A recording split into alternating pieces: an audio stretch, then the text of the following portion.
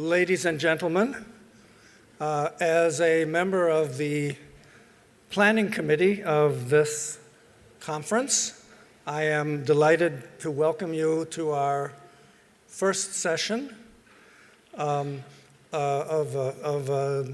discussion. I will briefly introduce all the speakers now, so I'm not jumping up and down and running to the podium. We are giving each of our colleagues 20 minutes, not a second more, for their presentations. And then we will have a reasonable amount of time for questions, answers, and discussion. And I hope very much, as the speakers are presenting, that you will be thinking of thoughtful and embarrassing questions to ask them as we go along.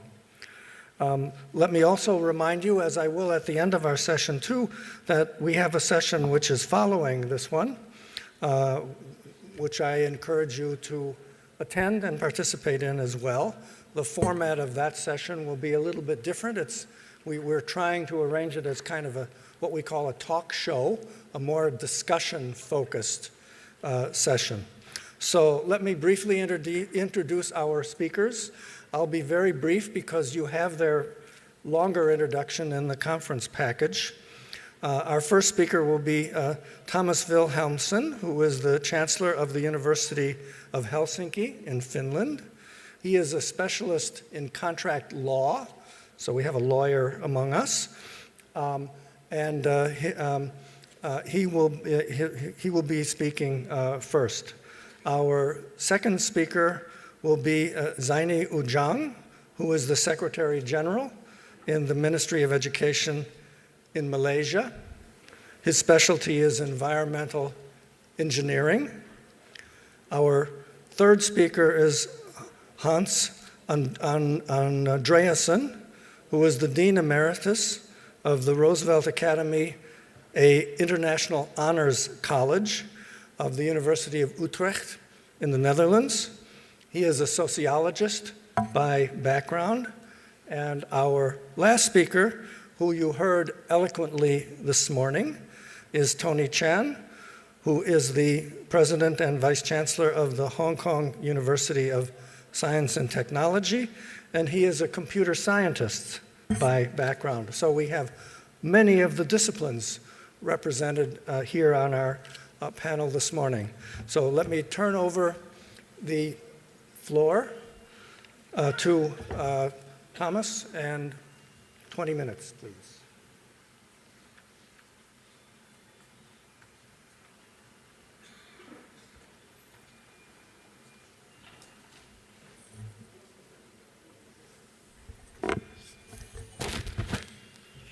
So, ladies and gentlemen, at first I would like to thank the organizers for giving me the opportunity to speak to such an impressive audience. I'm particularly happy to address this audience because I have been a member of the advisory board of the King Abdulaziz University in Jeddah for the last 4 years. And therefore I have had the opportunity to see and admire the very fast development of the Saudi university sector, the Saudi university system.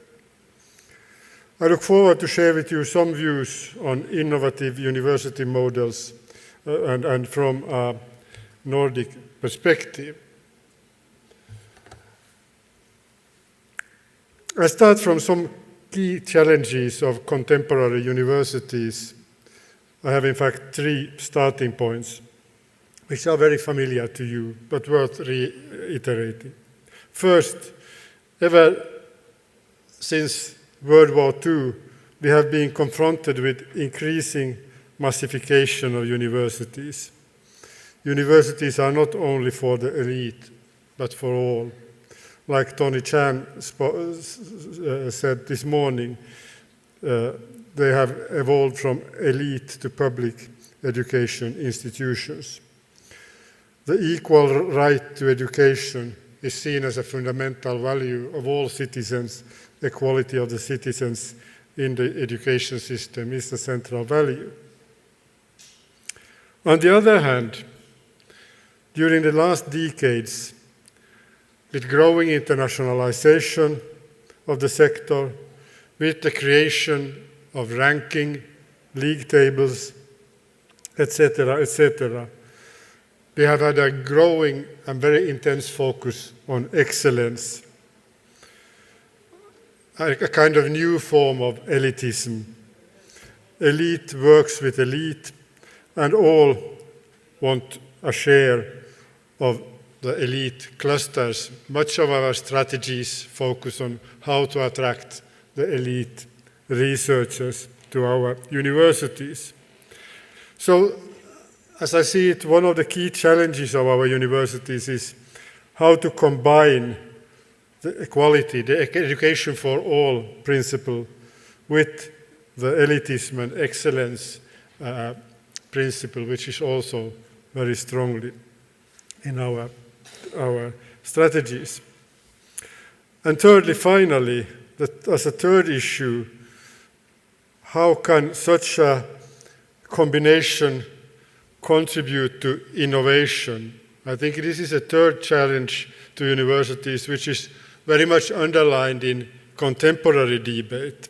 Like President Tan Chon Chuan analyzed very well in the opening session, the demands for innovation and entrepreneurship are very strongly facing the universities in contemporary debate.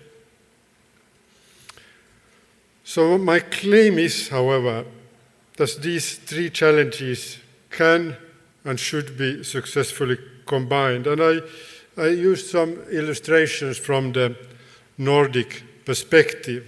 And I have put on as an illustration some facts from the latest Shanghai ranking. I start from the elitism, the excellence perspective. And I've listed on the left the Nordic universities among the top 100 universities on the Shanghai list. And in fact, you can find seven Nordic universities there: Copenhagen, Karolinska, Oslo, Uppsala, Helsinki, Aarhus, and Stockholm universities. And in fact, if you look at the 100 best universities according to the Shanghai list, and you get more or less the same results, whatever list you use, you of course have an extreme dominance of the US universities. But then after the US ones, only the UK has more universities on the top 100 list than the Nordic countries with their seven universities there. So the Nordic universities system appears to manage very well in the elitism race already in these numbers. But if we relate the numbers of world-class universities to the population in those countries, in total only 25 million inhabitants in all the 5 Nordic countries altogether, the Nordic system could even be claimed to be the most successful in the world. We have more top world-class universities than any other country, if we were a country, compared to the population. So what is interesting, however, is that even though the Nordic system has been fairly successful in the excellence race, the system is also serving the value of equal education fairly well. More than half of the youth is getting higher education. And what is more important, the standards of education are relatively equal.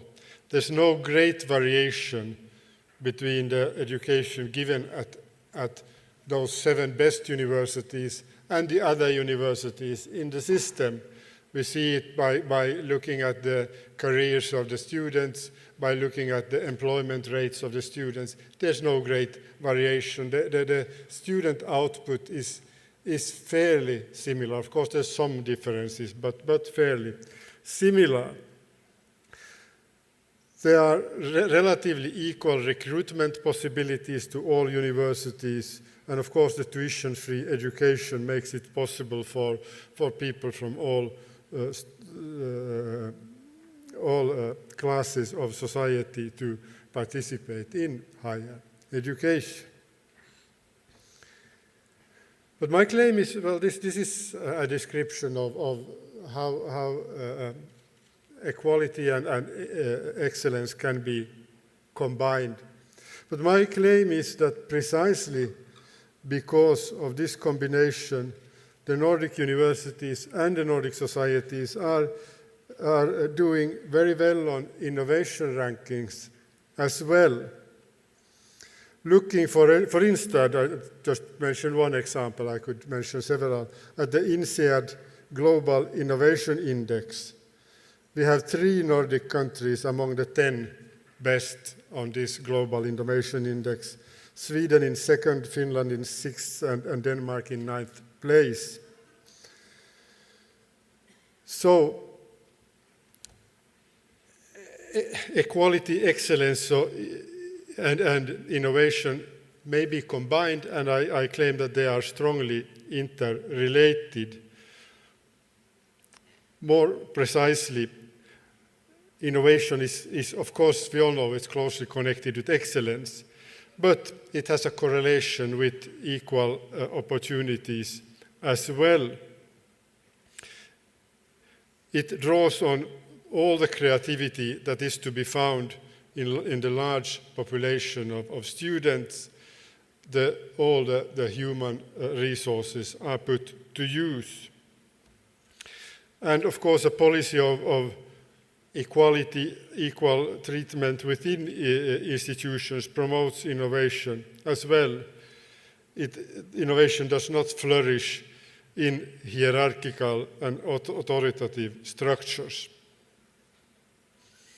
Having said this, turning to the buts, is this sustainable in the ever more intense global competition? I believe so, but of course there are serious questions. And there has been serious attempts to answer those questions. There has been several important reforms of Nordic university structures to strengthen our competitiveness. I will shortly mention some examples using the Finnish university reform as the basic example. We had a great reform which came into effect the 1st of January 2010, so it's quite fresh still.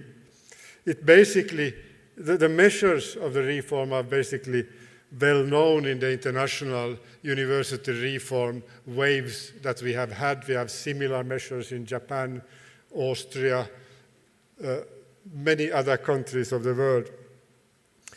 Mergers of institutions, a much larger autonomy of universities, stronger strategic focus on university work, strengthening of leadership structures in the universities, and diversifying the system quite radically.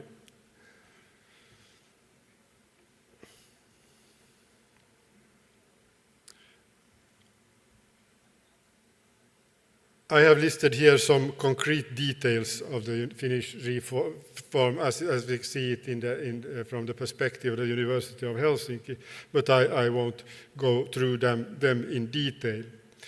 Perhaps just one message here. There's not a necessary dichotomy between private and public universities. These are not the only alternatives. The Finnish model creates a creature that is still public in principle, but working more like a private university. And this brings the most important features on the table, that is a focus on strategic leadership of the universities. That has been a very, very central part of the reform. Strong incentives that support both excellence and equality, as well as innovation. And what is very important in our context is that we have a very strong support of the public sphere as well. We already see the short-term effects of the reform in many areas. I'm optimistic as to the effects of the reform. We see it in recruitment, in internationalization, in the strategic focus, in the societal interaction, innovation spheres, and in the branding of the university. Just to illustrate, I've brought a few examples from my own university on how we brand and work together with society on innovation in various areas, such as climate research, where in fact the University of Helsinki is the leading university in Europe. We will have the European infrastructure headquarters placed in Helsinki, and where Professor Kulmala, who you see there, is the most cited researcher in this area in the world at the moment, but at the same time an area where a lot of new entrepreneurship and business is evolving, and where we have a very active role in that process. The same goes for genetics and personalized medicine, where the university is very strong and where you have a clear innovation agenda, both with regard to how to treat patients, but also with regard to commercial applications of the new ways of treatment. And of course, coming from Finland, one should not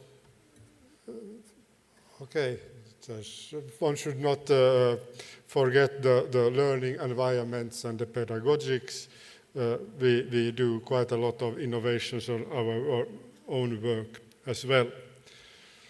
So, Mr. Chairman, before finishing, I should like to just underline one message still relating to innovation. That, as you see here, new ideas are born at the margins of science. And I think this is something which we all as university leaders struggle with, that with an important obstacle to innovation that always seems to, if not hard to overcome, but seems to need a lot of effort to overcome. That is our strong tendency in academia to build silos around our disciplines, around our departments, around our faculties, around our own universities. And really what innovation needs on all levels is rather the opposite: multidisciplinary encounters across those boundaries. And that has certainly been very much in the focus of much of the more concrete and particular reforms we have done, how we have used the increased freedom we have after the university reform. There has been very interesting mergers of universities with merging technological and design universities, for instance. There has been mergers and reshuffling of faculties and departments in order to open up the silos formed through small departments. We have taken some made multidisciplinary incentives. For instance, we regularly, with a few years intervals, we do a large-scale international assessment of our research. And the last one, we refrained from doing it in the departmental structure, giving numbers to the different departments. We rather did it based on research groups that were favorably, in which multidisciplinary groups were favored. And that created a lot of new activity and new formings of multidisciplinary research groups. We also follow regularly indicators for multidisciplinary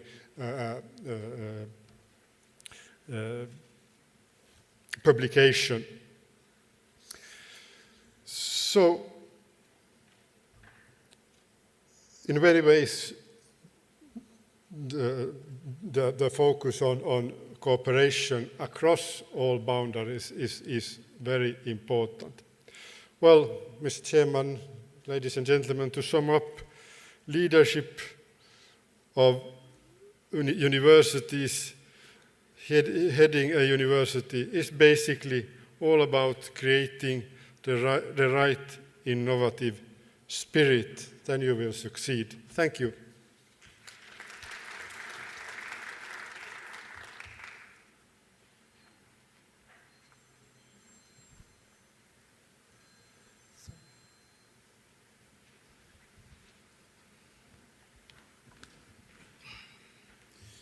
بسم الله الرحمن الرحيم الحمد لله رب العالمين والصلاة والسلام على سيدنا مرسلين وعلى آله وصحبه أجمعين. السلام عليكم ورحمة الله وبركاته. Very good afternoon to all of you. I would like to talk about a book that I have written recently, and I bring one of them with me here, on new academia, demand-driven entrepreneurial academic ecosystem. Ladies and gentlemen, there are 5 points that I would like to share with you, so at least at the end of this presentation you have to find them. Number one is why we need demand approach. Second, what is new academia? I would like to briefly talk about Malaysia, and then why we need non-Silicon Valley perspective on entrepreneurships, and what is the meaning of all this. First of all, I would like to relate to demand-driven. The structure of local economy need to be understood. This is very important. Most of us, when talk about entrepreneurship, innovation, we forget that Malaysia is not Silicon Valley. Riyadh is not Boston. So that is critical point that we must understand. What is the local entrepreneurial climate? In Malaysia, say for example, it is, and in China, in India, we are family-based entrepreneurial culture. A lot of people, when they want to do something, because their parents are already there in the business, and they try to divert from what the local or the family business orientation all about. And in this situation, our local academic institution must understand the situation. Similar to Saudi Arabia, most Malaysians in the past 40 years receive our education, higher education, in the US, in the UK, in Australia. I graduated from universities in the UK and the US. And this is very important because our understanding of entrepreneurship and innovation colored by our background of academics, education, or academic training. And this is not similar to many other countries. And what is also important is for us to know why employment is critical now and what is the position of entrepreneurship. So this is the culture, or this is the backdrop that I want to talk about. In the book of New Academia, I cannot give you free because I have to spend some money to bring them here. You can find them cheap at the back later. I try to understand what is the future of university. So it started with a program called undergraduate and graduate programs. We start that, and then we go further by advanced studies by having PhD programs, postdoctoral, and then some universities decided to become research university. And they make a lot of collaboration with industry because they have to justify to the financial master, to political masters, that they are spending money accordingly. So industry should be very happy with them, and this is typical. But I think because of the present climate, we need to have different trajectory of university future. So this is what I call it as entrepreneurial university. And this is far from our understanding at the moment how a university should be in the past. And what are the critical success factors for that? Number one is very easy. We need a faculty with PhD mostly. But to get entrepreneurial research or entrepreneurial university, we need totally different kind of academia, different kind of academics. And those who are good in entrepreneurship did their PhD in entrepreneurship might not be able to become entrepreneur themselves. And these are some factors. Say, for example, for faculty, for previous or conventional academia, we call them professors. I cannot see them clearly, so I have to be here. And for new academia, we invite inventors to be part of the teaching faculty members, entrepreneurs, policymakers, and for that we have programs such as adjunct staff, fellows, or supervisors. And learning material is not limited to books and journals, but it should be beyond that, internship, tacit knowledge. This is very important so that if you go to Harvard Business School, 10% of their professors are non-academic tracks. They were CEO of Medtronics. They were CEO of many other companies. And they come to Harvard Business School to teach business rather than just purely academic tracks, tenured position, teaching about business. And the philosophy is not specialization that what we have in conventional academics, but they are talking about integration, meanings. Our previous speaker mentioned about silos. Why? Because that's the nature of conventional academics. You have to become silo. It means that you are very focused, you are very specialized, nobody can challenge you. You are a master of the world. Why? Because I can write in the field that no one in the world can challenge me. Or I'm the only person in the world that thinks about that subject. And you are great. Why? Because nobody can challenge me. So you isolate yourself in an island, small island, and you go deep dive so that you are become specialized. You are professors of that specialization. But in new academia, you cannot do that. You must state your presence. What is your role in the total development of a nation and whatnot? So on top of that, students, we are no longer limited to school leavers. We have people at the age of 70 entering university education at the moment. And the outcomes, which is very important, is not merely degree and expertise as what conventional academia is all about. We need to encourage them to know about business model, how to raise capitals, how to have networks. In Malaysia, we call it degree plus, have more than your degree and the culture. So these are some examples why we think that new academia is very important. This is knowledge ecosystem. In the past, knowledge ecosystem is limited to that, creative learning process. That's it. If you can develop that ecosystem, your university is great. But now, we have to get business perspective. We don't want our graduates to be unemployed. We must know from industry what is needed, what are the characteristics and features and graduate employability is all about. And on top of that, we must be able to get holistic education as well. So these are the examples of what we can do. We have blended learning. We have Professor Eric Mazur from Harvard that introduced me to this conference on peer instruction, which is very good.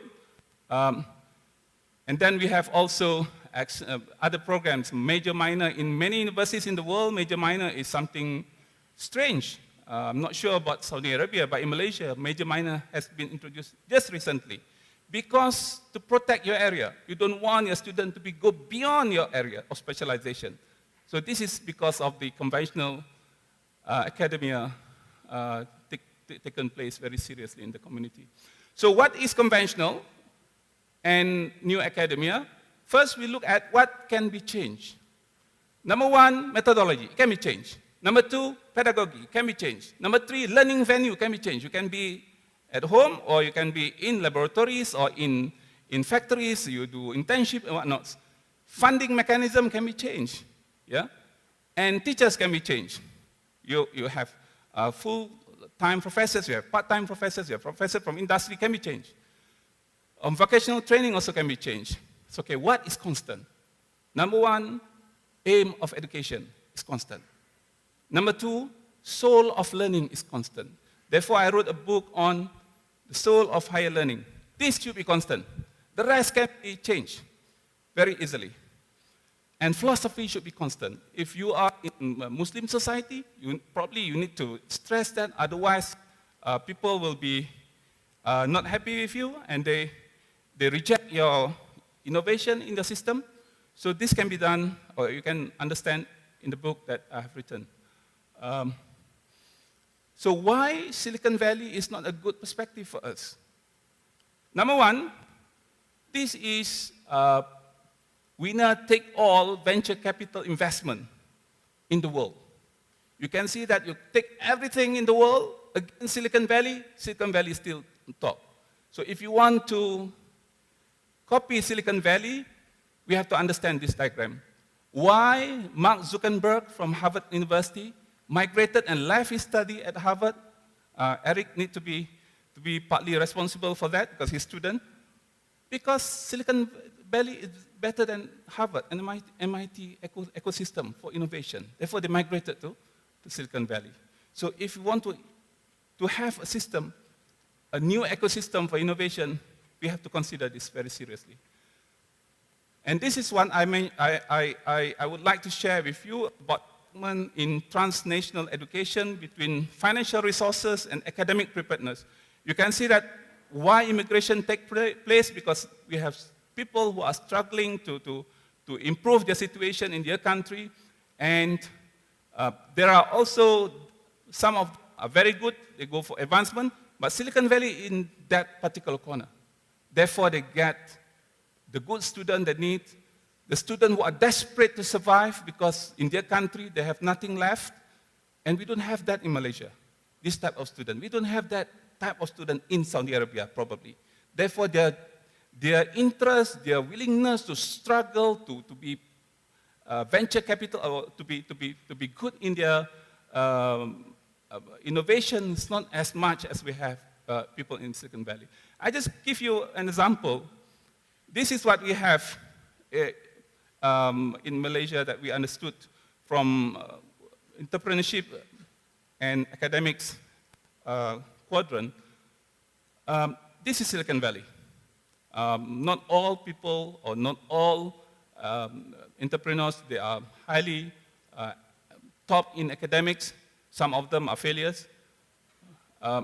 And this is where Malaysia is located. Most of our universities. We have 20 public universities and 65 private universities, including foreign campuses in Malaysia. So what we are trying to do is to migrate there, yeah, by 2020. We are not trying to be excellent in academics, at the same time top in entrepreneurship, because you cannot find that model anywhere. In Silicon Valley also, you cannot find that model. So we have to be realistic, understand the situation, and this is the situation. And I would like to discuss a few what we are doing in Malaysia at the moment. The first university established in Malaysia was in 1904 by the name of Treacher Technical Institute, and became University of Technology Malaysia later. And I was the 5th Vice Chancellor or President of that university for 5 years before I took this job last year. But at the moment, we are drafting higher education blueprint for 10 years. As mentioned by President of NUS, what is important is not the blueprint and the policy statement, but the ability to implement. So concentration in the future will be ability to implement. And this is what we are doing at the moment. As usual, we are still sending a lot of students to UK. We have about 15,000 students in the UK, about 10,000 students in the USA, and alhamdulillah, luckily, most of them returned home to serve. And this is something that after 2007, when we had our first blueprint of higher education, 2007, 2012, for 5 years, IECHE journal publication increased. You can see that Malaysia top of the world at that time by 320%. Increased number of, I'm talking about number, I'm not talking about quality, I'm talking about number published in IECHE compared to other countries in the world. If you want to compare Malaysia and Singapore, Singapore started with 6,600 in 2007, Malaysia started with 3,700, it became 11,000. Next year, we will reach 20,000 by 2015. So this is big for a small country of 28 million population, such as Malaysia. And this is the shift that we have done. By 2007, you can see that a lot of students coming to Malaysia is no longer undergraduate students. They are graduate students, and we encourage more PhD students to come. So by 2015, we expected to have 50,000 students doing PhD in Malaysia. And the number of foreign students, international students in Malaysia will be about 150,000 by 2015. At the moment, we have 112,000. I would like to talk a bit on my experience leading a university called UTM. And my task was to transform the university from undergraduate programs into postgraduate programs or graduate programs.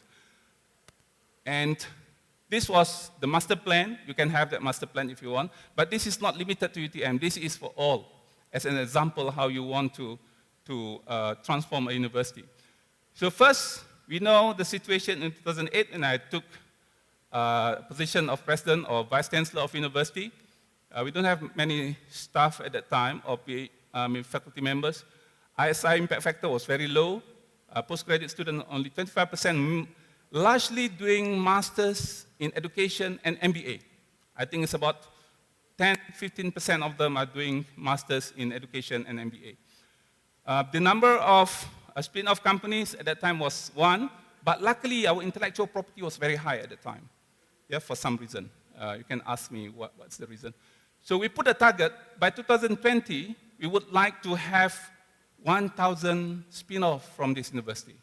We would like to have 14,000 students, or 70% of the students in postgraduate program. So luckily, this is my scorecard. When I left university by 2013, that was the number, roughly. We managed to grow the number of PhD students from 1,200 to 5,100, that time. So it means that we work according to the plan, or better than the plan. 4 more, okay. Spin-off companies, we managed to get 200 at the time, okay? This is the highlights, 53% of the graduate students. Within 5 years, you can do that. From 25% to 53%, but this year, they are going closer to 60% by end of this year, because the target was 70%, And the number of PhD students was 4,455. I stopped the number when we reached that number because it's easy for me to remember. 4,455, easy. We had another 3-4 students at that time. I said, you register next week so that I can put that number the following week, following year. This number of graduate students, international students, about 5,000. And whatnot. So we use New Academia to attract students. So at that time, our intellectual properties was 2,770. And this is for fun. We drafted a postgraduate league table to compare ourselves because I know that postgraduate is very important to become research university.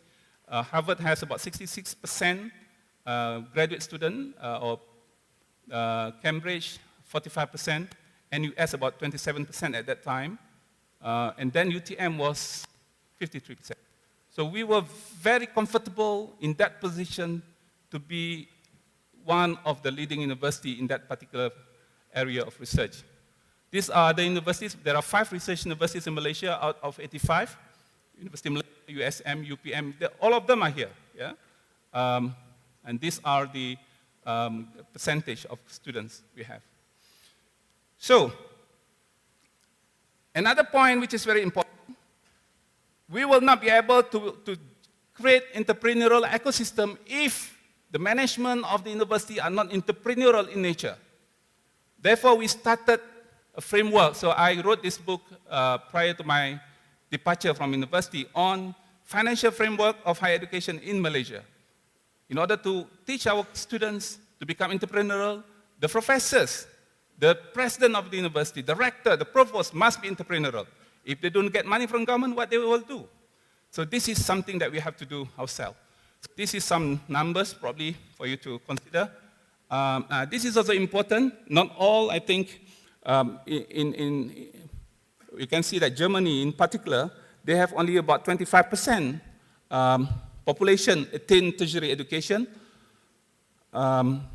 Austria, you can see Israel, Sweden.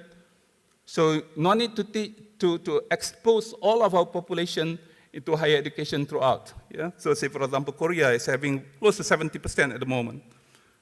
The strategy is very important. So this is what we are going to address in our master plan going to be. This is cone of learning before I complete my presentation. You can see that. So this is cone of employment. CEOs, blah, blah, blah. And these are the skills that are required. So what we are targeting at the moment is that 20% plus 30%. We are not looking at the top because we don't have the top, and we cannot go lower than that. So this is our target. Finally, I want to end with this. I'm so sorry. You can have this if you send to me your email. I can send to you. Yeah. In order to depart from the present conventional, we have to look into the present performance indicators. We cannot rely so much on tangible KPIs. We should go beyond that. This can make our university great, but at the same time, we have to think about intangible KPIs, teamwork, knowledge culture, integrity, entrepreneurship, for Muslim, taqwa and whatnot. This is very important. I purposely made 3 as parable for this, because it's very important. Yeah, it's many situations we would like to see this kind of easy explanation on what we are doing. So with that, Assalamu alaikum wa rahmatullahi wa barakatuh.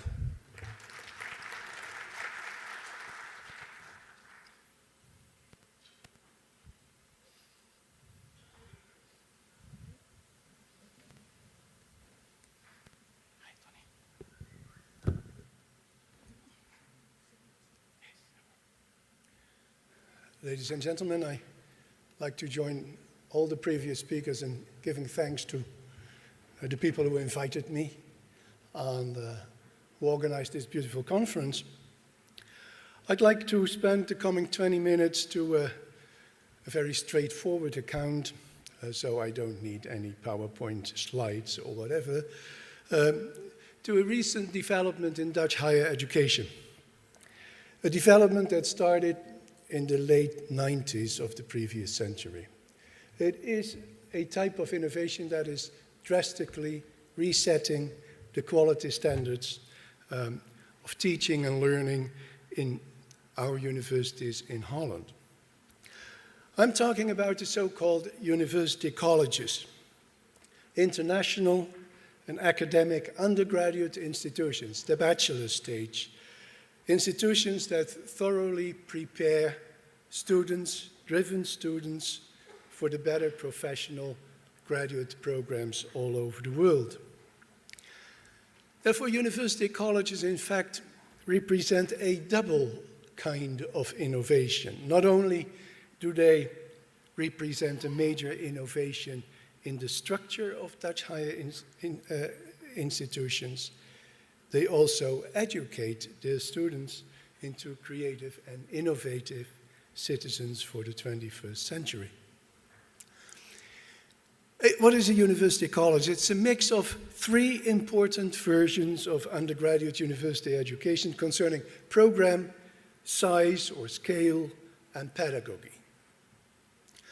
As far as the program is concerned, the main reference is to the original liberal arts, or as we used to call it in Europe, liberal arts and sciences format that still forms the undergraduate programs of the better American universities and colleges, and was exported from Europe to the United States, by the way. Oh, we forgot about that. With respect to scale or size, a university college looks like one of the 40 colleges of Oxford University and the 30 colleges of Cambridge University, at approximately 600 students. And as far as pedagogy is concerned, university colleges refer to the Humboldtian Bildung tradition, in which two elements stand out: the strong connection of teaching and research and the importance of a student's free choice. What I will do is I'll first discuss the three elements of what I call the Dutch mix: program size and pedagogy separately. Then I'll indicate the main problems that had to be solved in order for our university colleges to get at least some recognition and to get accepted by the established universities. And finally, I talk about the spin-off that this innovation has generated in my country as well as abroad. Let me start with the program of the Dutch mix. As you all know, liberal arts education is a system of undergraduate higher education that is nurturing the student's ambition to learn and to become a responsible and knowledgeable citizen.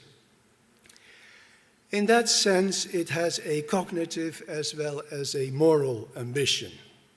It's a system that teaches students how to acquire new and valid knowledge, to help them think critically, to make them adequately report and communicate about their results in both speaking and writing, and also prepare them to become responsible and independently thinking citizens.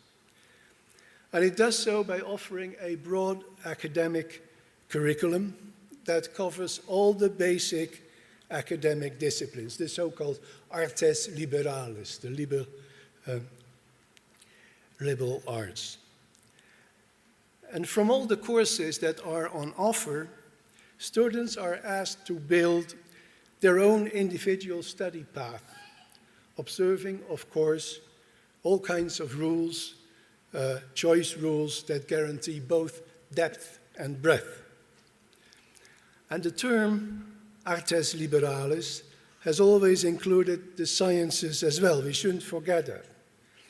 But simply to avoid the often heard, mainly European misunderstanding that links the term exclusively to the humanities, we usually speak in our country about liberal arts and sciences, which is, properly speaking, a pleonasm. Liberal arts education is a truly academic, not a vocational type of education. In that sense, it's different from contemporary European and Asian models of higher education, in which students are too often, right from the start, led into professional studies.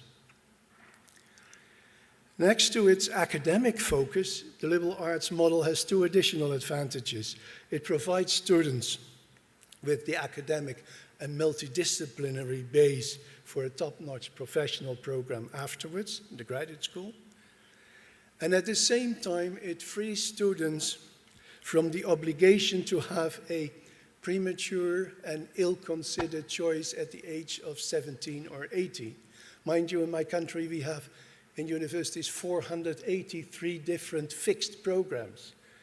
And I always call them 483 chances to make the wrong choice for those youngsters. And they do. 36% of the people who come in leave after one semester of university. That's a pity. The liberal arts curriculum gives students the opportunity to gradually zoom in on the major or concentration they have affinity with. And there's, of course, a lot more to say, but I keep that for the discussion. The second aspect I mentioned is size or scale, the second cornerstone of our university colleges. And from the Oxbridge colleges, we borrowed a truly collegiate system in which university colleges shouldn't be bigger than, say, 600 or 650 students. That size makes it possible for students to get each other very rapidly and very thoroughly, and to get the faculty members very thoroughly also. And they also are in a position to learn from each other's perspectives, particularly in an international setting.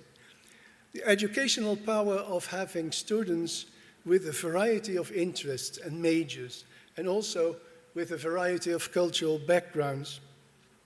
Most of our colleges have students from 50 to 60 different nationalities.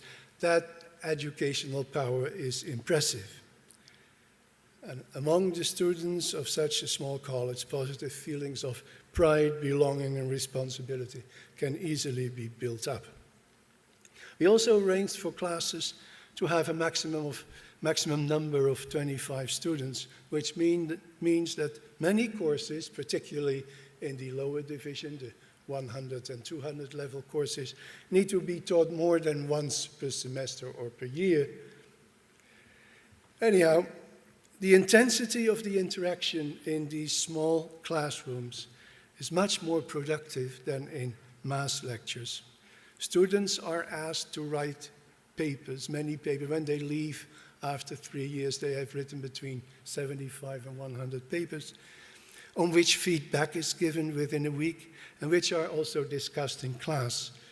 They are also asked to give presentations, to defend their findings and opinions in public.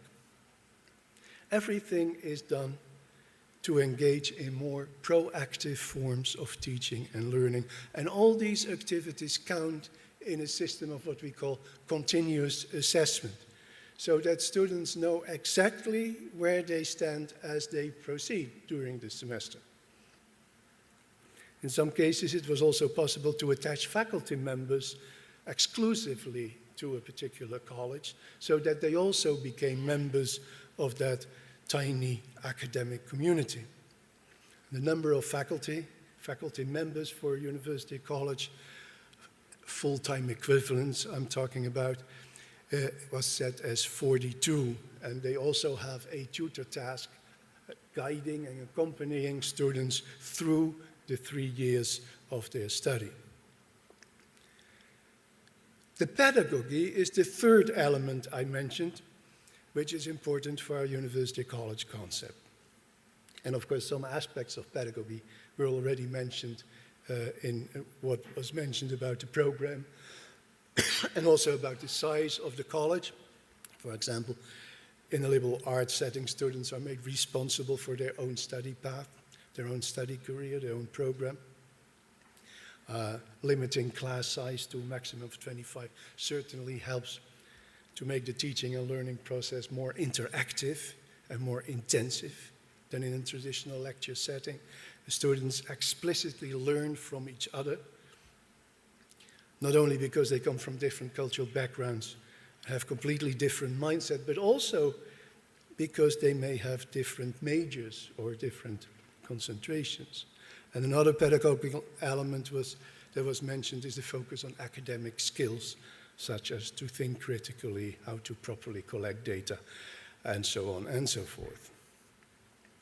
But there is one single element in the pedagogy of the Dutch mix that deserves special attention, and that's the undergraduate research focus.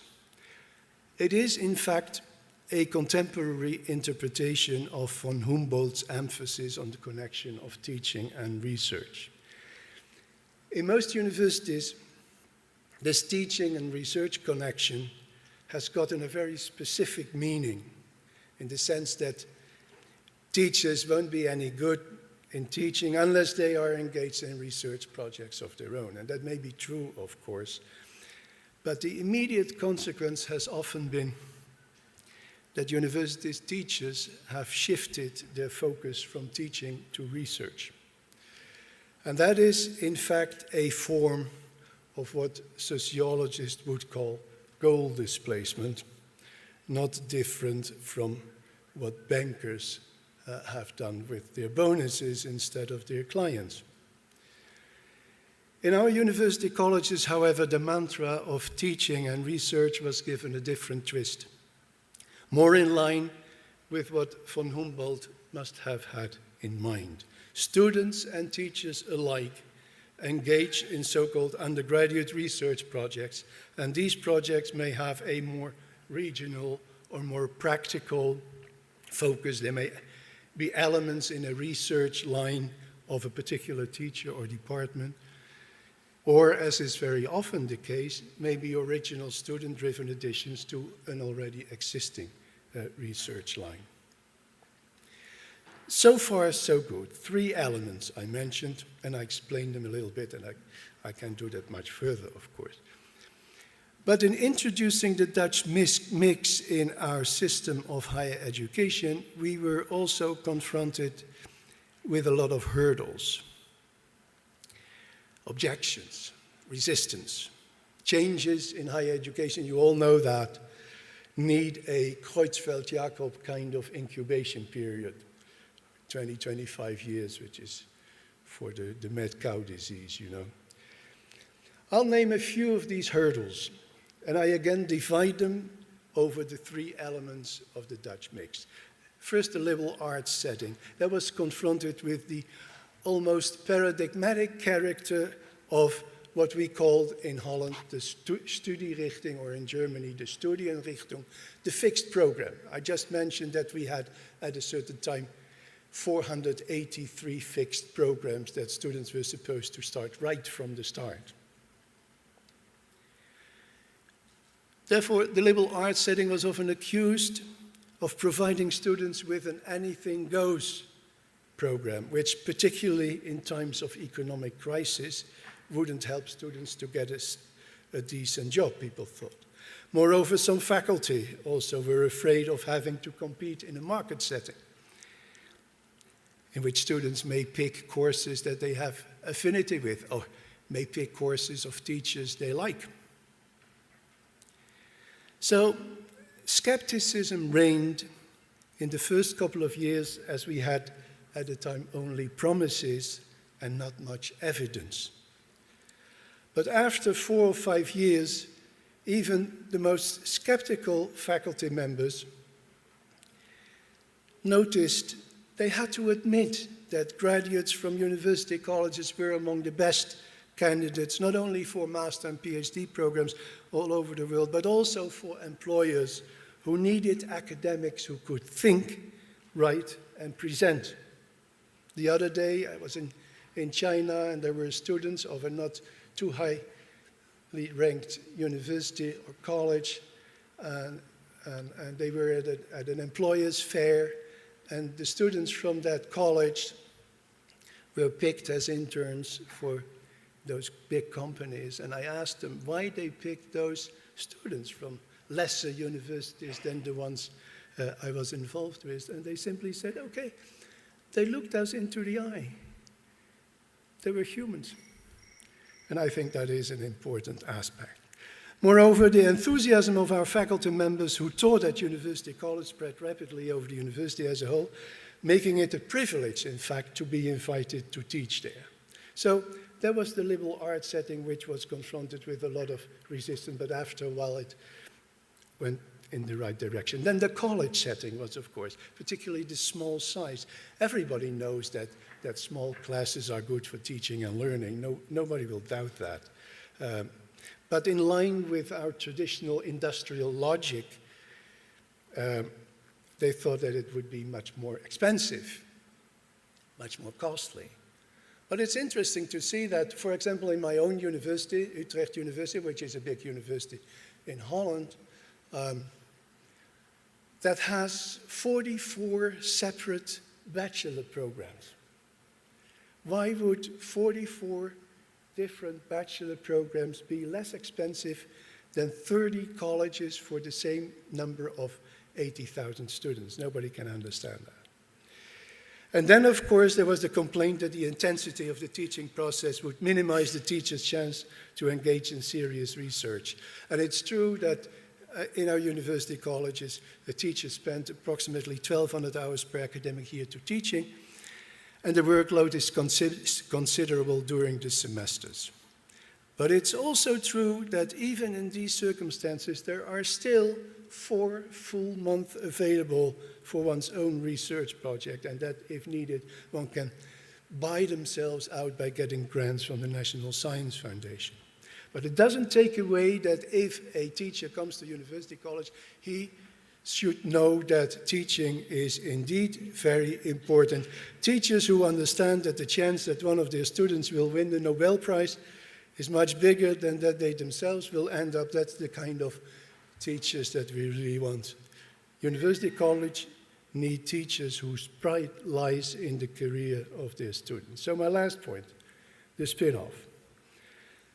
We had all those hurdles, objections, and apprehensions, but nevertheless, within a couple of years, a lot of universities followed the example, and after the first college was founded in 1998, almost all universities in the country have now built such a university college, mostly as a kind of honors college. Dutch government, in the meantime, decided to grant a substantial amount of money next to the regular funding to the serious organization of which I'm the president, to be used for the improvement of university education across the board. And although the intensity of the program in university colleges is very high, the demands asked from the students are very high, graduation rates skyrocketed up to 95%, and the dropout rates fell down to a bare minimum of only 5%. And the vast majority of our graduates go to the better master and PhD program throughout the academic world and consequently spread over the continents. There has been a lot of interesting development. There is even a rector of the University of Freiburg in Germany who now is considering reorganizing his entire university into this collegiate model, so coming up with, 15 or 18 colleges. We have university colleges in China, in Indonesia, and of course very many in the Netherlands right now. To conclude, to make the moderator happy. Looking at the success of our university colleges, it is my firm belief that universities can become truly innovative by creatively combining some of the traditional educational concepts of our European heritage. This is what entrepreneurship is about, making new combinations of elements that are already at hand. May I refer to the one and only Steve Jobs, the icon of innovation, who didn't want to appoint people in Cupertino, California, unless they had built their technology skills on the liberal arts and sciences bachelor's. That was, he said, the only way to get iMacs instead of middle-of-the-road computers. Thank you very much.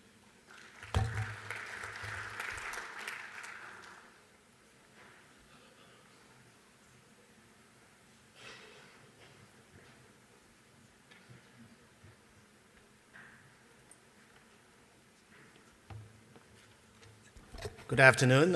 Glad to be back here. Have a second chance to talk. So this talk, I will focus more on what I think is, what many of the university president, vice chancellor, rectors think about, late at night when they're not in meetings, about how to respond, how to lead the institution to the sort of globally changing world. I'll share with you what I think about. But I think it should be quite common, and I'll tell you what we do about it. That's sort of the trend. So 3 parts. One is trends, how our world is changing. Second is, what are some of the challenges presented by these trends? And I list 6 of those. And I'll tell you, I have one slide on IECHE. So finally, I got a chance to talk about IECHE. The first part about this trend, it's related to what I talked about this morning. I think I was just talking to some of the participants at this conference about what is the most important change in the last, say, 20 years in higher education. I would say is, from the Asian perspective, is a little bit more of a two-way flow of people and ideas. I think in my days, when I was a student, I think the opportunities in Asia was just not as abundant, or the quality was not as high as in the West. So a lot of the students would go to the West, and many of them actually staying. And I think today, because of the economic change, because of the globalized world, I think it's the flow is much more of a multi-way. I think that's one of the biggest change. If you look at Asia, for example, if you look at some of the rankings, there was the chancellor from University of Helsingki talk about the Shanghai Jiao Tong ranking. If you look at the QS ranking, if you look at the top 200 universities in Asia, there have been a significant change even in the last 5 years, not only in the Nordic countries. If you look at Asia, Asia has traditionally been a big source of students, okay, to the West. But if you look at the recent trends, Asia is also a destination for students from the West. I think one thing, if you look at Hong Kong, where I am at, if you go to Shanghai and Beijing, there are many, many students from Europe and from US. They are not just as tourists. They are actually studying, they're looking for job opportunities and so on. So there's a lot more of these. When I put this down, you see there was China, Malaysia, and India will be among the world's top 10 host countries for international students, not just as a source of students. The other thing is, in Asia, there's been a lot of young and newer universities that are being formed. Many of these are modeled after the Western Humboldt model, if you will. In fact, let me just list here a few of these that are in Asia, that are relatively young, and that are science and technology oriented. So this is a little bit more focused. Postec is actually one of the older ones in this group. It's in South Korea. It's private. IECHE UST, we're 23 years old. We're public. We're housed in the kingdom. It was founded in 2009. I was at the inauguration, I remember. One of the most advanced infrastructure for science and technology university in the world. Skolkovo, some of you know, an outskirt of Moscow. Large amount of resources put in there. MIT is involved in building it. The number of Indian Institute of Technologies, many of you know, breeding ground for some of the top talents in India, is being doubled as we speak. It will go from, I forgot, 8 or 9 of those to double, more than double. Japan, one of the most developed countries in Asia, is starting a new institute for science and technology in Okinawa. In fact, this president was the former director of the Stanford Linear Accelerator Center. Someone from South Africa, who is the head of Slack, is now the president of IECHE. So it's very, very global. And finally, I mentioned this morning about Shanghai Tech in Shanghai. China, I mentioned, just to put it here for completeness, you heard I talk a bit about this already, basically. So I won't belabor this. This is a summary from this morning. Okay. The other component of this is disruptive technologies. You heard about MOOCs, massive online, open online courses. I think the jury is still out as to whether, what form, what impact this modality will take. Some of these ventures, companies like Coursera and edX, they're less than 2 years old, so it's still being worked out. But there's no doubt that there's been a movement that the role of technology, that the demand from the student will drive some of this development. Now, for us at IECHE UST, I think we were the first in Asia to offer a course on Coursera. And many people ask me, why are you offering this? By the way, our faculty, our own faculty are not 100% for it. I mean, as you can imagine, for many reasons, okay? But in a way, for us, especially in Asia, for young university, one of the main reasons is to improve our own on-campus teaching. So this is the idea of the flipped classroom and so on. The other one is brand awareness.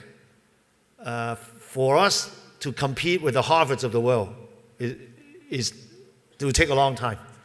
But online, I think the playing field is a little bit more level. It depends on the content. Access is just as easy. You can click on this rather than that. And of course, for some institution, it's also revenue generating. But that remains to be seen. There's also no doubt that the demand, especially in countries with a large population, such as in Asia, will be tremendous for this kind of courses. So this is something that we think about. We don't think about it in terms of making money or saving money as much as it is to improve the on-campus education and brand awareness. That's sort of our perspective. But I'm sure many university presidents are thinking about, what to do about this disruptive technology. Okay, so those are three main trends I mentioned. So together with that, I think there's some challenges that we think about. The first two, perhaps it's not as obvious to someone from outside our sector, but it's quite obvious to many of us, especially in the developing world, I would say. One is the political environment that hinges on academic autonomy and freedom. That was many of the speakers touched on. The trade-off is quite obvious. As the developing world try to invest more in higher education because of the perceived, and probably real, more than perceived, return of investment in terms of the economic gain, there's also the accountability issue. There's also the demand on the result.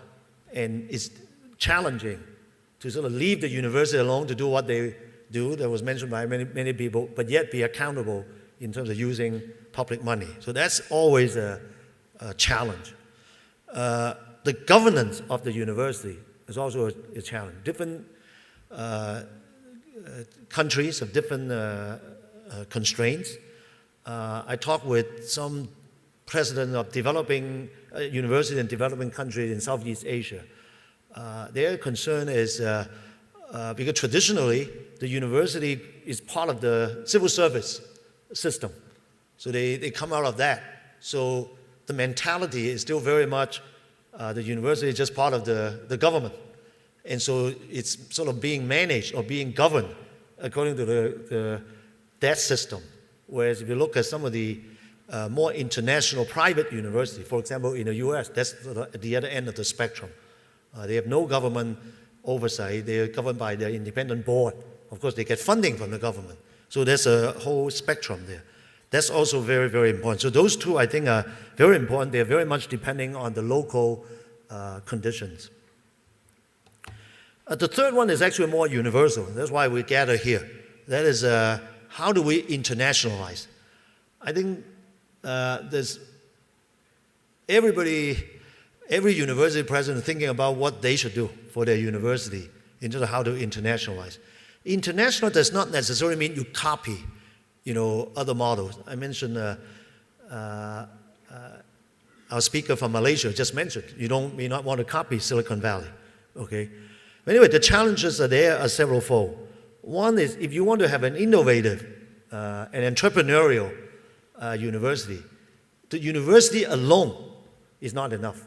Right? You need to integrate with industry. You need to integrate with other parts of society.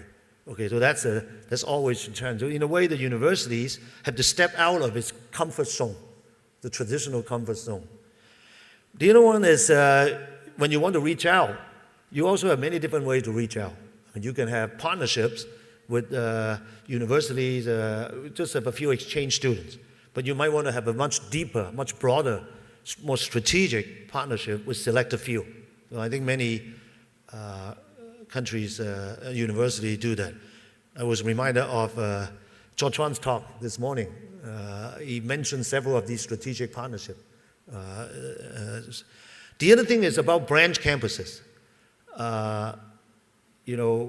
our university have been approached almost every other week by potential partners who want to say, you know, we're interested in this. How about a branch campus in this city or this region? I mentioned some of our sister institutions have opened branch campuses. Many U.S. universities open branch campuses in Asia and in the Middle East. There's always a struggle between usually the board and the president's level to the student and faculty level. They have very, very different perspectives, okay? So there's also sometimes the challenge of too much opportunities, okay? There's, in the rush to internationalize, sometimes you forget about your home campus. You only have so much bandwidth, okay? Typically, you still have one president, okay? So you have to deal with all of this, and that actually is a problem. The last one is also difficult. That is when you partner, when you go international, you often have a clash of values. Value is not whether one is right or wrong. It's just we have different cultural and historical background that you have to somehow deal with and compromise. The fourth challenge is, I would say, the most obvious one. That is, how to attract the best talents. Talents could mean faculty members. It means also students. It also means supporting staff. But supporting staff is usually a little bit more local overall. But I think students and faculty are now getting more and more global. Well, there are many challenges because, I just mentioned a few of the universities that is in Asia in science and technology. Every one of them will be hiring hundreds of faculty members. They are not just looking at their local market, they're looking globally. So you just look at Science and Nature for science and technology, you see those ads for faculty members. You're also aware of many of these global university networks. There are almost too many of them, okay?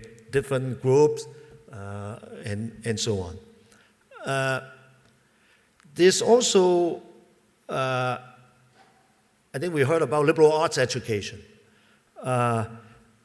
In some sense, globalization, internationalization, is also a way of liberal arts education. Is that you want to learn more than just your profession. You learn a little bit more about the rest of the world. But even for, like, say, a UST, a University of Science and Technology like us, we have to worry about how to, at the same time, make sure our graduates have the specialized training for whatever the profession they look at. Make sure they have the broad global perspective through exchange, through studies, and also be broadly trained in the spirit of liberal arts education. But there's only so much time. So how do you do that? That's something that we worry about. The other challenge in terms of getting the talents is integration. When you get more of the international students get in, it's easy to declare victory. It's easy to say that we have so many students from here, this part of the world, that part of the world. But if they come to your campus and they don't talk to each other, which often happens, that's not really going to be as useful. Okay, so that's another challenge that we have. The language, custom, and cultural challenges. And finally, another challenge is how do you build innovation and entrepreneurship? I touched on this this morning, so I won't say that again. The last challenge I mentioned is this online and technology and so on. Is it a threat? I think many faculty members, in even some of the best universities from around the world, feel this is a threat. I have faculty members who came to me to tell you, if we do MOOCs, you're exploiting us. It's quite obvious. On the other hand, we have many faculty who really want to participate in this venture, in this experiment, because they want impact. They want to have a course where they influence 100,000 students rather than 50 students in their class. Okay, so there are many of these different views of this. Credentialing online is difficult, although there's some technology that's being developed to do that. Anyway, it's a very polarizing situation if you follow this MOOCs trend. So this one slide I have on what we are doing at IECHE about some of these 6 challenges. Well, academic freedom is actually not as much of an issue in Hong Kong because we have had a long sort of British tradition over 100 years. And our university is very much of a North American model. Okay, so in fact, in our employment contract for faculty members, it is written that you're guaranteed academic freedom. It's actually one of the few universities with that written down. So that's less of an issue. In terms of governance, we also have a very sort of US-centric model. We have a board, we are public, so we have accountability to how to use the public money. But basically for academics, it's up to us to develop. Okay, so that part for us is not as much of an issue as for some other universities. In terms of internationalization, IECHE is part of some alliances. For example, we are part of the Association of Pacific Rim University. We are part of the IECHE, Association of East Asian Research University, and so on. But we don't have a lot. We have no branch campus. Anyway, although we have a lot of solicitation. The thing that we have closer to that is that we're building a joint school. It's on sustainable development with Xi'an Jiao Tong University in Xi'an.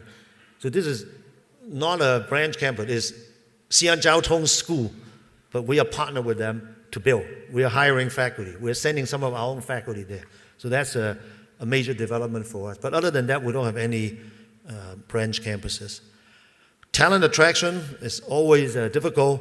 Actually, when our university was founded in 1991, we had a moment fortunate to have a moment in time where sort of say the Western system was struggling a little bit in terms of financial support for university. And in Asia, was just stepping up. So our compensation system was quite attractive. So we were able to attract the initial batch of administrators and faculty that helped us build the university.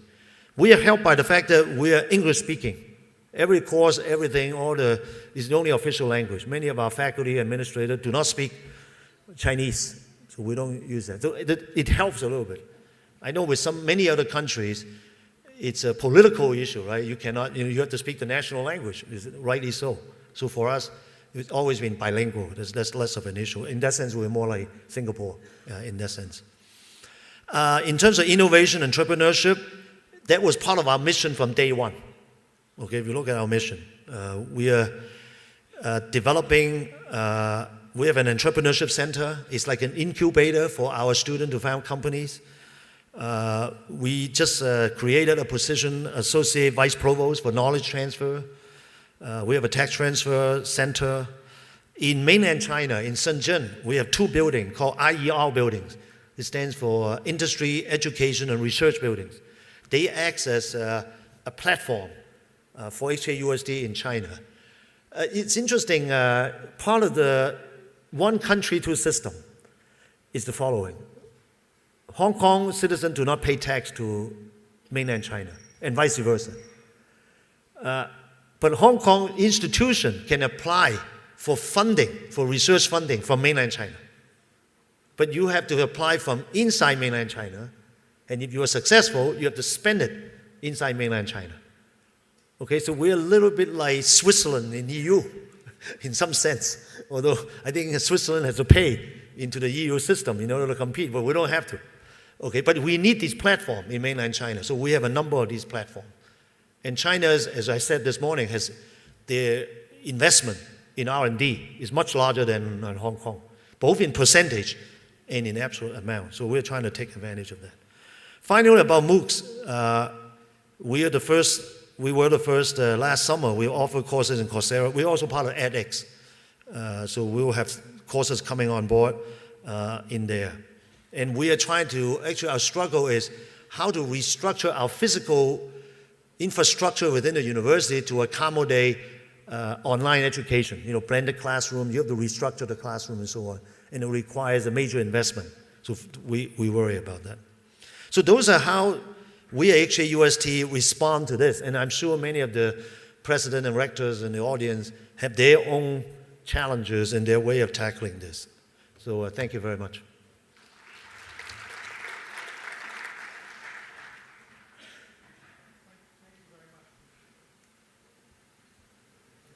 Thank you very much. We have a good amount of time for questions and comments.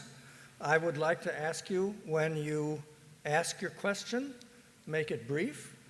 Feel very free to make a comment, which is not necessarily a question. But again, keep it brief, please. And I'll also ask my fellow panelists to keep their answers brief. Let me take just a couple of minutes, however, and try to summarize a few of the issues which I think emerge from this rich set of presentations that relate to the theme of this session, which is on innovation. So I'm not going to comment on everybody. I'm just going to comment on some of the themes that struck me as relevant for thinking about innovation. Clearly, innovation requires a diversified system of higher education.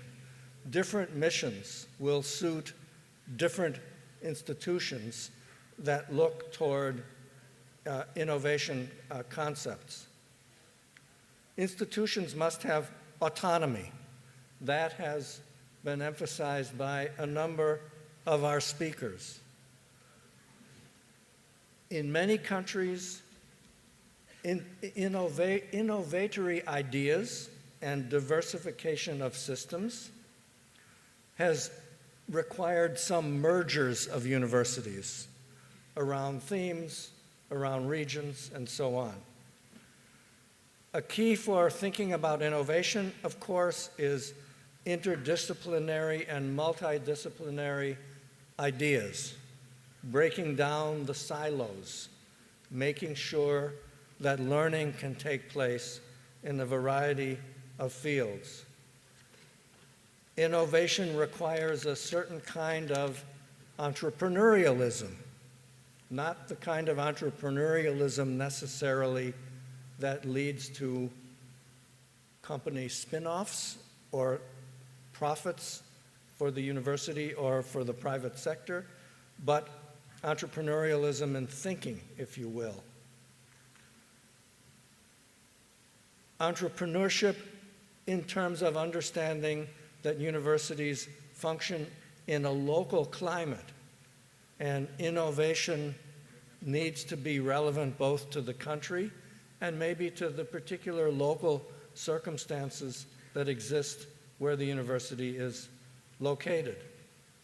Innovation requires a different kind of academic, and this has been emphasized by quite a number of our speakers. In the case of the university colleges, in the Malaysia case, and so on, that the university requires an academic who thinks, I hate the term, outside the box, who thinks differently, who's willing to experiment. Innovation requires a knowledge ecosystem. Doesn't exist all by itself, but it exists as part of a broader theme of change within the university. There are also constants that are part of what a university does. Aims of education, which may change within an institution, but they should be, so our speaker said, part of a consistent pattern of development. Similarly, a philosophy of education.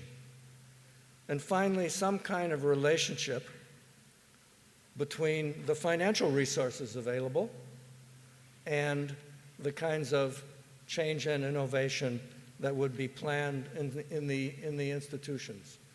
Change often, but not always, requires money, and there needs to be some kind of understanding of how that is going to work.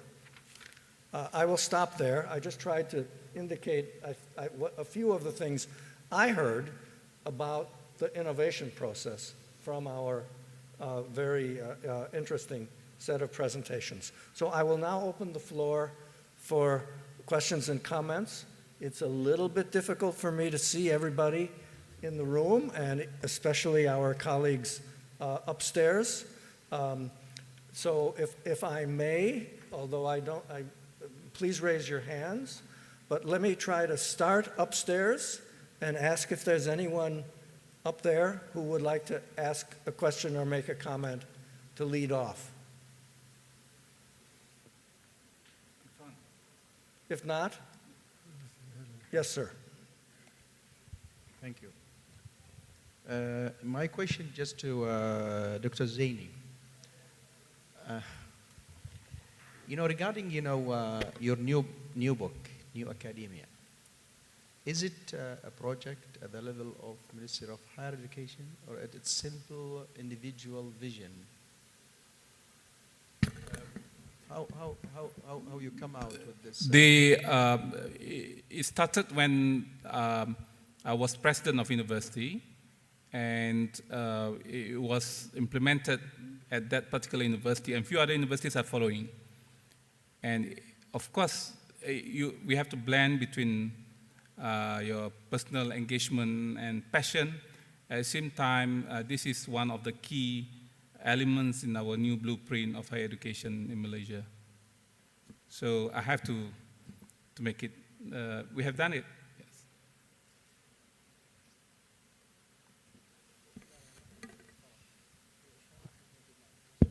There's someone up there. Yes. Please.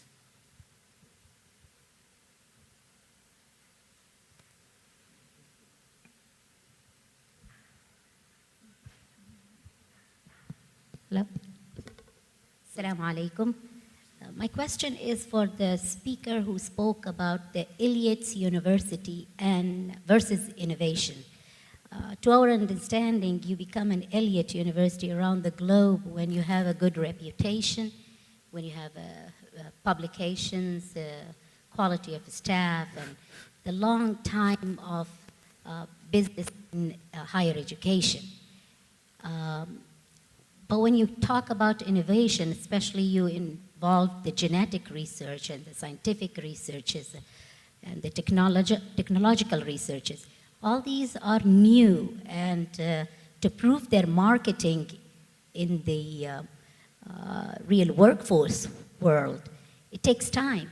How you become IECHE while you're still innovating, I think this is the challenge we need to understand more, if you could elaborate a little bit better. Dr. Aziza Rajab, King Abdulaziz University, and Al-Qasim University. I think you can, it's about genetic.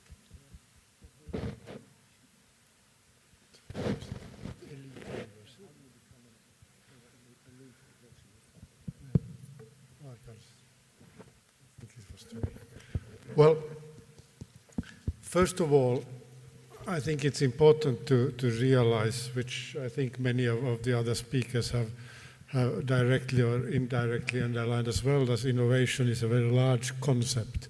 It's not just about technological innovation. And there's certainly areas of technological innovation where you kind of need to be very, very elite to proceed, and you need to have the critical mass, you need to have the infrastructure, which is becoming increasingly more and more expensive every day, so you cannot start being elite in those areas.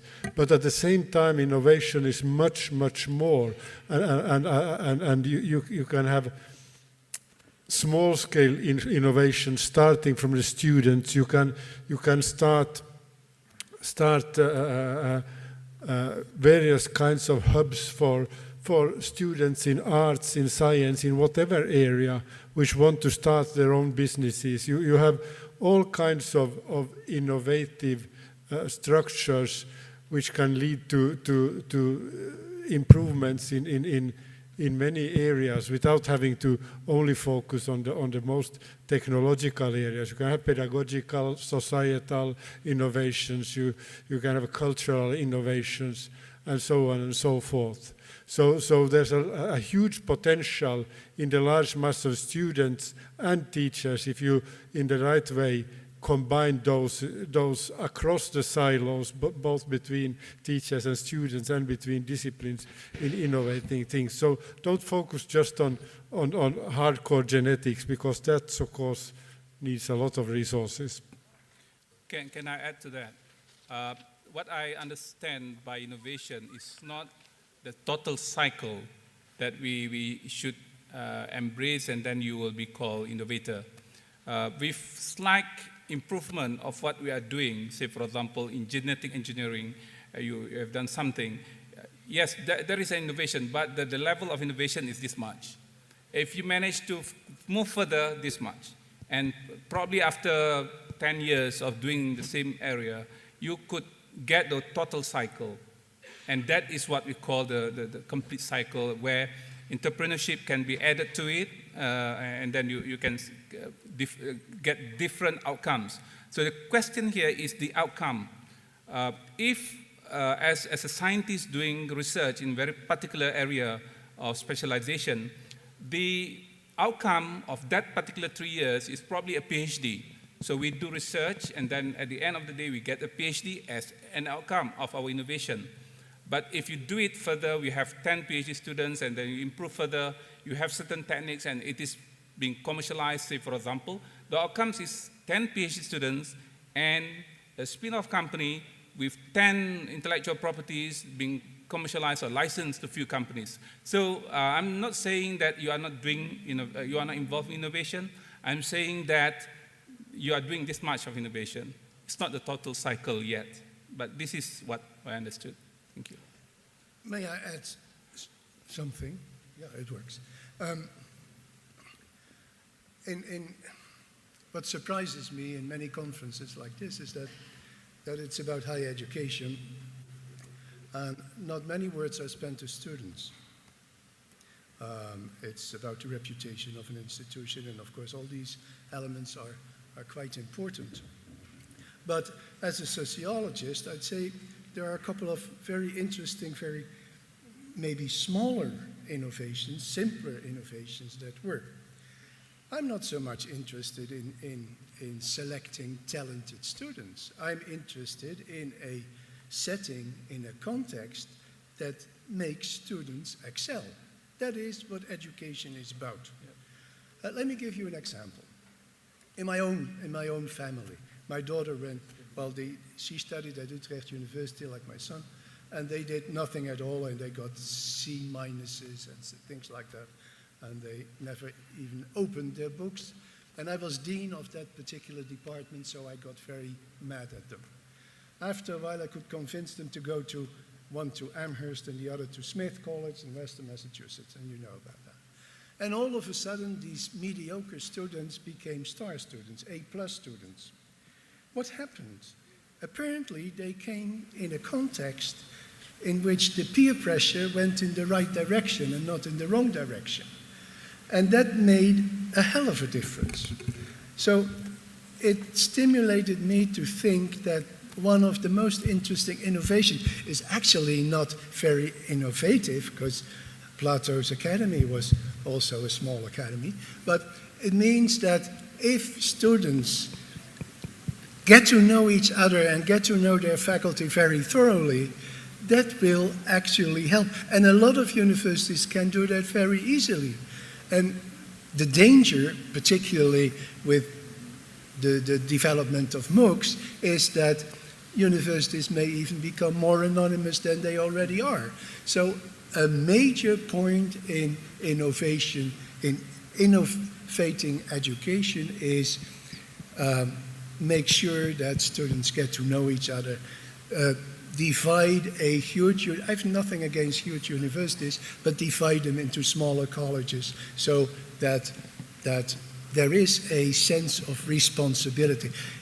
a university is not only for piling up knowledge. It's also an educational institute in the sense that people should take responsibility for each other. And if I, in a group of 20 students, haven't written my paper so that the others cannot discuss my paper, I do that only once, I guess. The next time I make sure that I've written my paper. Thank you. Can I make one comment that tries to respond to the question that was raised in the balcony, and that is, are innovative universities necessarily elitist or elite institutions? And I would put the question on its head, and I think it's quite an interesting question. And a good example are the Dutch university colleges, which have been described very nicely here. When they started, they were a kind of crazy experiment in the Netherlands. No, they were not part of the tradition of higher education there. It took a while for them to be accepted. Then they were accepted. And now they're elite.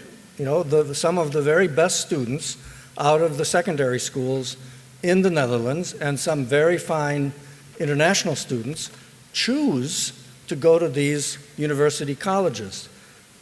What do I take from this case? I take from it that ideas can have consequences. And ideas about education, in this case, had a consequence and built up the institution.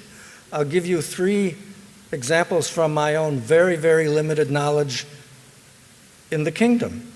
One is KFUPM, which has an idea about what it's doing, seems to be doing it quite well, and has built up a certain reputation within the kingdom and internationally as a good place for studies in its scientific areas. Another interesting case, still very new, just getting started in terms of its orientation, is Taiba University, which has as its goal to focus on teaching. That's a kind of a new idea, crazy, but new. Whether they'll manage it over time, we'll see. And finally, of course, there's KAUST, which again is a fully graduate, postgraduate institution of a very high level, which is trying to develop itself in a unique way. All of these, if they take off and succeed, will by their actions be elite. Not because they start out that way, but because they've proved something that's really valuable. So, excuse me? Other questions? Yes. Excuse? Hello? I'm here, Doctor. Sorry, hello. go ahead. I'd like to thank the members for their presentations. And I'd like to come back to the issue of the MOOCs and blended learning, particularly to Mr. Chan from Hong Kong, who talked about this. I'm interested to know whether you feel that the MOOCs really, in a way, are just a marketing and branding ploy, or whether in 10 years' time, we're not going to see universities as we understand them today, because the MOOCs will have morphed into something else, and the business case will be very different from what it is today. My name is Lorraine Stefani, and I work at Princess Nora University. I still don't know where the question is coming from. Top. Yeah. Go all the way to the top. Sorry, I missed. So you were asking about MOOCs, and what was it? Yes, I'm really sort of like asking about. Sorry if you didn't hear me first time round. I'm really interested in your view about where MOOCs are going. What I was interested in your presentation was that you mentioned the MOOCs and how your university was one of the first in Asia to offer them. And actually, you talked about the MOOCs prior to talking about blended learning. So what I'm interested in is, where do you see, you know, like the role of MOOCs in 21st century teaching and learning?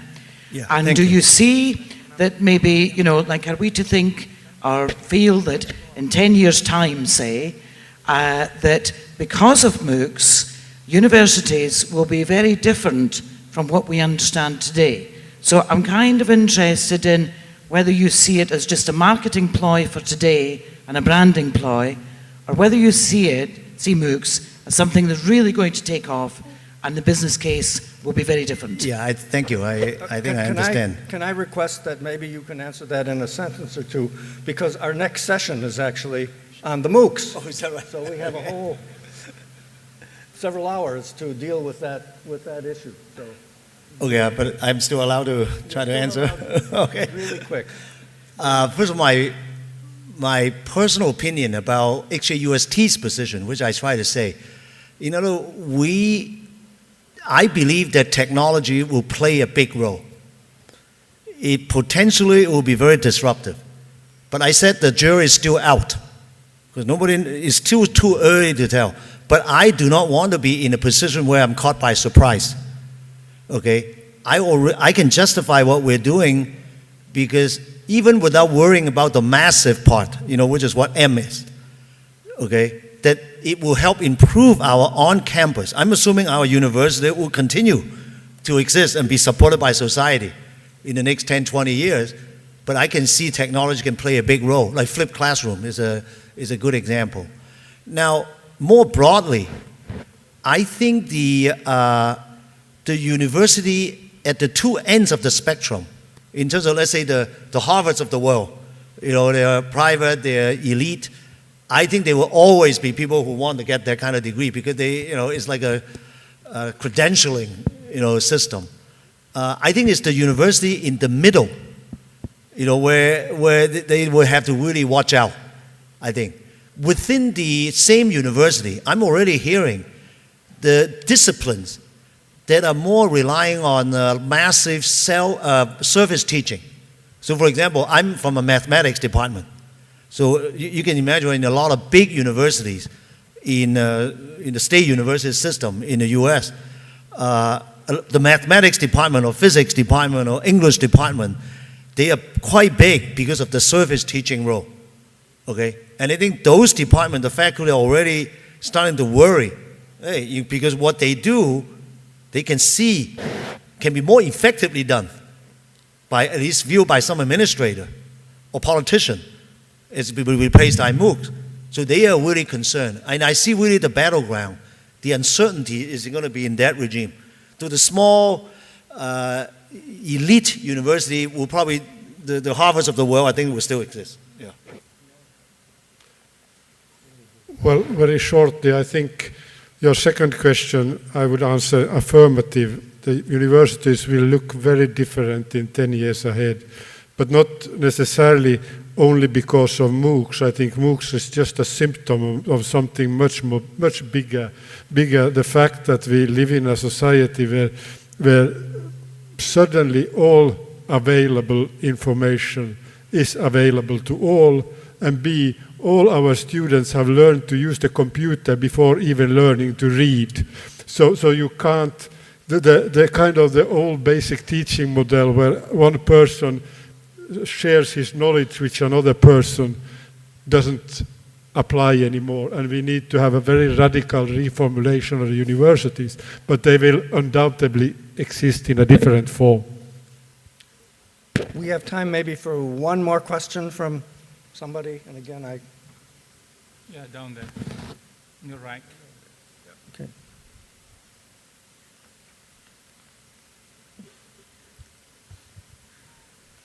Hello, sir. My name is Mustafa Zirak.